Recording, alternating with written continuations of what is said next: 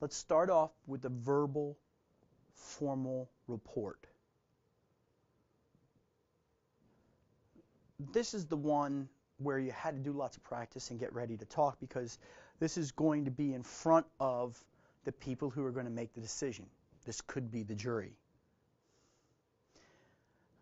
You've practiced this prior to getting to that point, and you're working with an attorney to say, this is the documentation that I want to cover.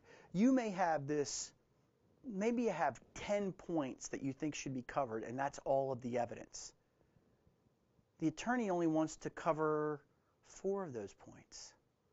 The attorney's driving the bus, you're just a passenger on it, so make sure you know where you're going.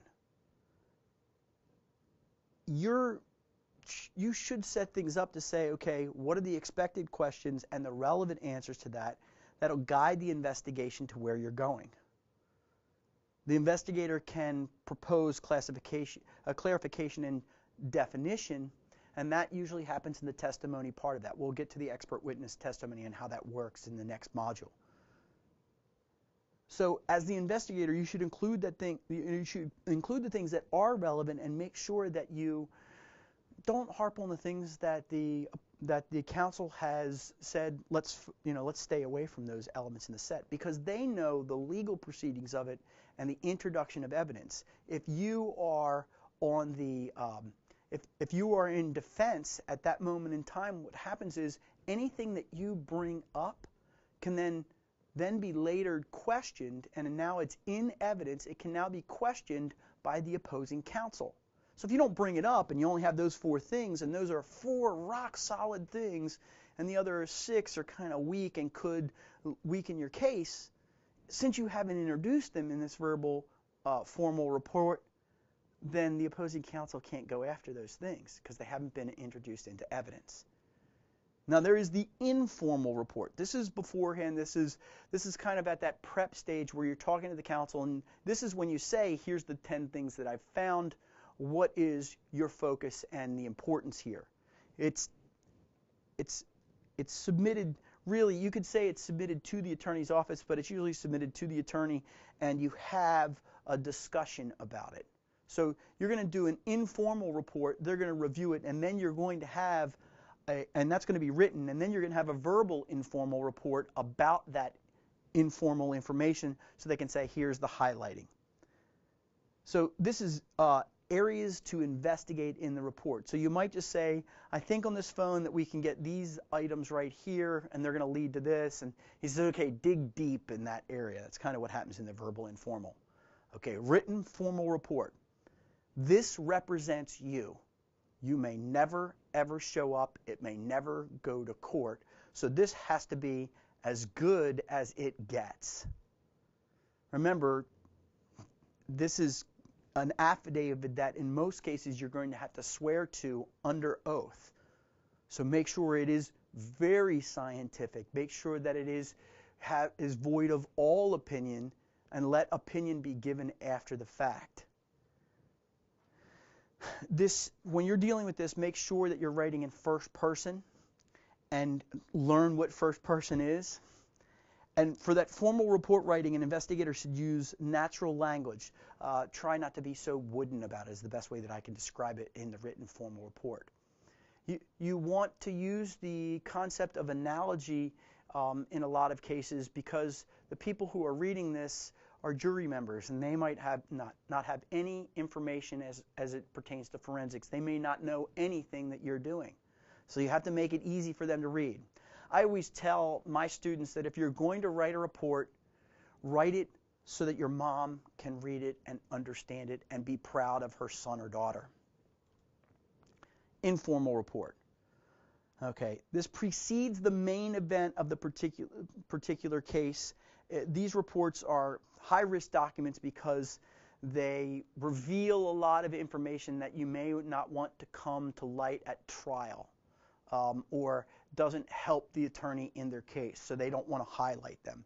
It's not that they're hiding evidence, it's just that there's a lot of evidence in there that they want to focus on the things to get this quick, efficiently over with and make sure that it works. Your job is to collect it all and then let them go ahead and say, no, we want to focus on this. We want to do this plan. But they need that informal report so that they can make their decisions. Now, here's the thing, and look at this third bullet point here. The opposing counsel will receive the document in discovery. Now, I changed the word to will. Here's the thing. There is a possibility that they'll receive this document in discovery. And if there's the slightest chance or the slightest possibility of this, you need to act as if they're going to get it. We'll talk about expert witnesses and what can happen with this written informal report in that next section. So you want to include the contents of a written informal report. You want to make sure that you've got everything there, a good table of contents. And remember, the investigator shouldn't destroy the written informal report.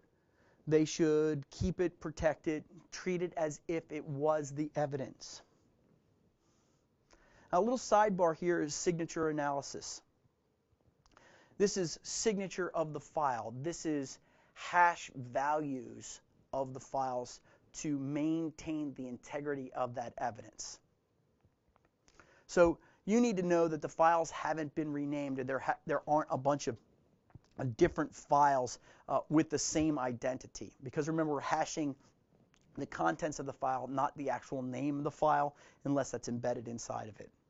So those signature types can tell you, in signature analysis, they can tell the people that are reading your report that you actually understand at a core level what the value of this report is and how sensitive this information is, and that you can prove that you've maintained that chain of custody. So you need to communicate that to them. In the layout of your investigative report, you really want to make sure that things are consistent. There's a predictability of the way the report is written, so you can lead those people through the evidence, but they know that at the top of the page, let's say, for instance, you're going to have a summary sentence, and you're going to have 5 bullet points, and then you're going to have a diagram down below it. Do that exact same thing for all of the different pages of the report, for all of the different pieces of evidence, so that they can look at that. And even if there's a whole page of explanation behind that, that's fine, but they can look at it and say, okay, this is the start of a new piece of evidence. And then this is the start of a new piece of evidence. That consistency, that getting the writer used to the way you've laid things out, will make them consume that report a little bit easier. Remember to tune your language correctly and try to have the technical information behind or in the appendices, and make it natural language, make it easy to read. You should avoid any kind of inflammatory statements, anything that looks like opinion. Focus on the facts and the science of the case. One of the other things that we do in presenting these cases to make it easier on the reader is we set up a sequencing number that is accepted by the audience. So let's talk about your first audience. The first one is the attorney, and they're used to the legal sequencing number. And here's an example of that legal sequencing number. They're used to that, so give them what they're used to. The second person that's going to read this, if it makes it that far, is the opposing counsel. They're used to it, so give it to them. And then it reaches the judge. The judge has seen this a lot. The only people that aren't used to this are the jury in most cases. So the first 3 people, you got to get past them. You got to jump over that bar before you can get to the jury. So use the sequencing number that is appropriate for them.